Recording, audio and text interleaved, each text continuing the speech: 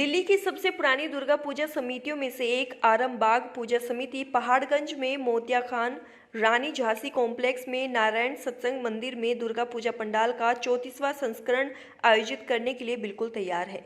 इस साल दुर्गा पूजा महोत्सव की थीम सुंदरी सुंदर बन है, जिससे उस इलाके के गरीब और साधन विहीन लोगों की ओर से लगातार झेले जाने वाले दुख, परेशानी और पीड़ा की समाज में ध्यान आकर्षित करने के लिए किया जाएगा। सुंदरवन राष्ट्रीय उद्यान भारत के पश्चिम बंगाल राज्य के दक्षिणी भाग के सुंदरवन डेल्टा क्षेत्र में बाघ संरक्षित क्षेत्र है। यह पश्चिम बंगाल में हुगली और पूर्व में रायमंगल जैसी नदियों के आखिरी भाग में स्थित है। ये हमारा 34 साल का दुर्गा पूजा है। पिछले 2 साल से अब कोरोना के कारण हमने थोड़ा कंजर्वेटिव वजह से दुर्गा पूजा का तैयारी किया था। इस बार हमने बड़ा भारी जोश के साथ पूजा का तैयारी किया। आप अंदर से जब एंट्री किया तभी से आप देख पाएंगे बड़े बड़े सब गेट वगैरह लगा हुआ है। पर दुर्गा पूजा हम हमेशा करते हैं फेस्टिवल विद पर्पस, एक पर्पस को लेके करते हैं। इस बार का जो पर्पस था वो सुंदरवन का जो टाइगर विक्टिम है उसके ऊपर हमारा पूजा का थीम आधारित है।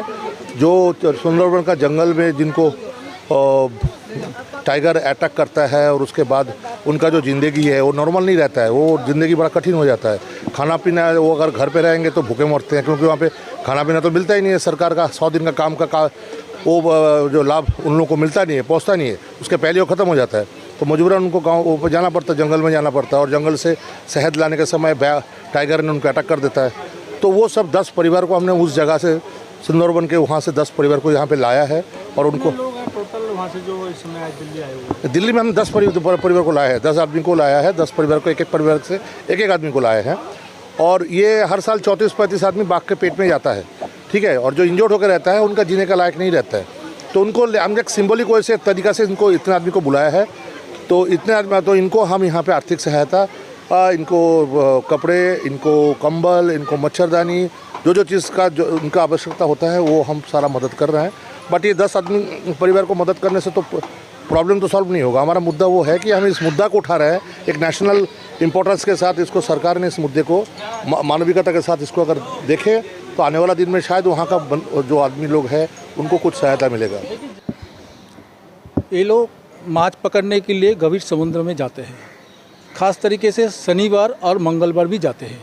तो एक रोज़ ऐसा हुआ, उन्होंने जब जिस नेट में माछ पकड़ता है उस नेट पकड़ा, नेट जब फेंका है उसके बाद एक बाघ अचानक उसका इसमें अटैक कर दिया।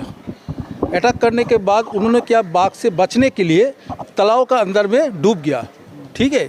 लेकिन उसका साथ उसका चाचा भी था जिसका नाम था बिमल माइती। उन्होंने सोचा, जब देखा तालाब में पूरा खून लाल हो गया तो शायद सोचा कि ये और ज़िंदा नहीं है। लेकिन उसके बावजूद इसके लाक अच्छा था, इन्होंने तो उस टाइम बच गया। लेकिन बचने के बाद जो उसको प्रिकॉशनरी ट्रीटमेंट शुरू होना है तो वो भी नहीं हो रहा था। उसका 17 साल का बेटा था और उन्होंने क्या किया, डॉक्टर को पाँव पकड़ लिया, क्योंकि इन्होंने ऐसे बताया कि शायद हम और ज़िंदा नहीं रहेंगे। ये बात सुन के उनका बेटा उन डॉक्टर को पाँव पकड़ लिया।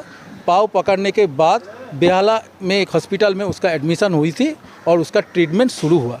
लेकिन अभी भी ये आँख में उसका डिस्टर्ब है, वो ठीक से देख नहीं पाते हैं।